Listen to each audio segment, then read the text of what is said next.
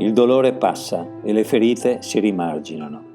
La terra, come un essere vivente, cura le violenze subite, guarisce, rigenera, ma le cicatrici rimangono. Le esperienze vissute, soprattutto le più tragiche, lasciano un segno, un ricordo, una traccia perché quanto è accaduto diventi insegnamento e serva a migliorare il futuro. Purché non si perda la memoria,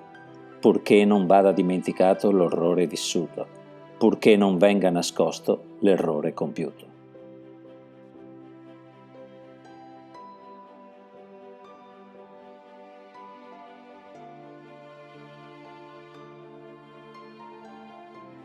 La Regione Veneto, con il bando per la valorizzazione dei territori del Veneto colpiti dall'evento Vaia, ha dato vita a spazi commemorativi sui due eventi che a distanza di 100 anni hanno colpito le nostre montagne, per favorire la valorizzazione del patrimonio storico, in particolar modo le testimonianze della Grande Guerra e della tempesta Vaia, e conservare la memoria di quanto accaduto, promuovendo la conoscenza e la fruizione dei luoghi dove la memoria diventa materia.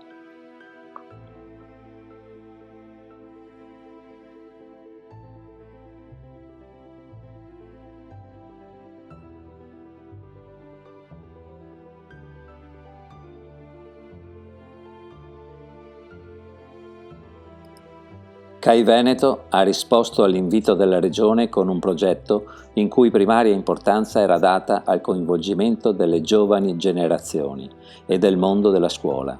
con attività didattiche e iniziative di partecipazione anche tramite percorsi didattici o visite guidate. È nata così l'idea di un concorso con il patrocinio dell'Ufficio Scolastico Regionale, aperto a tutte le scuole di ogni ordine e grado del Veneto, con sezione letteraria, grafica e multimediale, invitando docenti e alunni a percorsi di riflessione, documentazione e ricerca su quanto accaduto.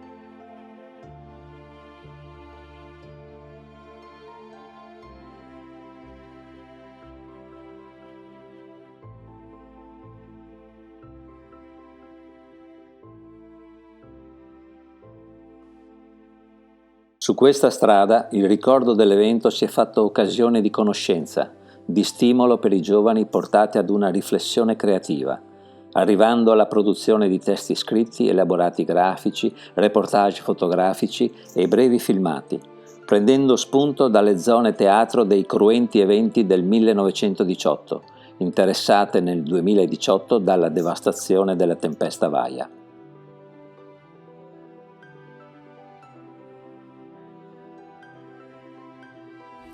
Si rese necessario combattere su diversi fronti dormitivi, lassù sulle nostre montagne.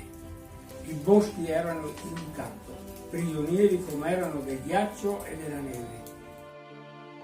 Il concorso proponeva una ricerca storico-ambientale per rimarcare il rapporto inscindibile di integrazione tra ambiente e cultura che caratterizza la storia della montagna veneta e delle comunità che la popolano. Stimolare bambini e ragazzi a forme di collaborazione attiva, educando le giovani generazioni alla condivisione, contribuire alla diffusione, al consolidamento e alla diffusione di una cultura di pace, di risoluzione pacifica e prevenzione dei conflitti, di rispetto della dignità dell'uomo e degli equilibri dell'ambiente naturale.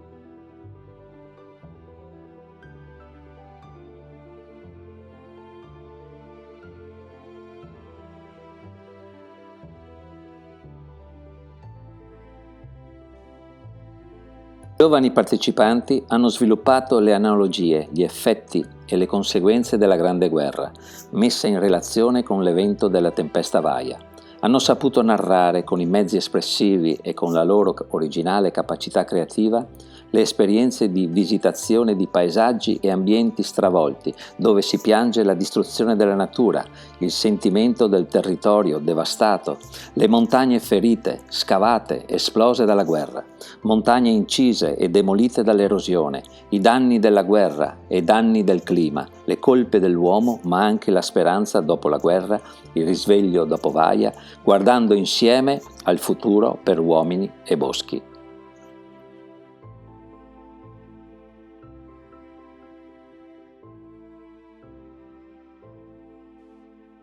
Sono state create 6 sezioni per facilitare le potenzialità espressive dei giovani. Una grafica per la scuola primaria, una grafica e multimediale per la scuola media, una grafica multimediale e letteraria per la scuola superiore, con 12 premi disponibili per i migliori lavori in grado di legare i due eventi, con fantasia e creatività. 6 primi premi, ognuno per un importo di 600 euro, 6 secondi premi, ognuno con un importo di 300 euro.